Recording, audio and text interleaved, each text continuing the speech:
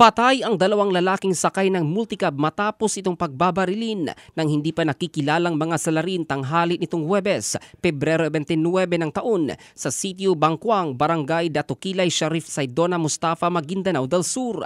Kinilala ni Maguindanao del Sur Police Provincial Office Director Colonel Ruel Sermesi ang isa sa mga biktima na si Rashid Lumanggal, nasa hustong gulang ng Mirab UP, Maguindanao del Norte, habang hindi pa nakikilala ang isa pang kasama nitong lalaking biktima.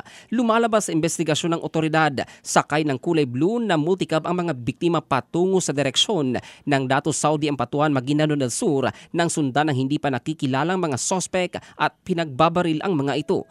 Nagtamo ng tama ng balas sa ulo ang mga biktima na ikinasawi ng mga ito, habang na-recover naman ng otoridad sa loob ng kanilang sasakyan ang arms core pistol na may magazine at 8 bala at isang jumbo size na plastic sachet na naglalaman ng pinaniniwalaang shabu. Nagpapatuloy pa ang ginagawang investigasyon ng PNP para matukoy ang motibo at sospek sa pamamaril.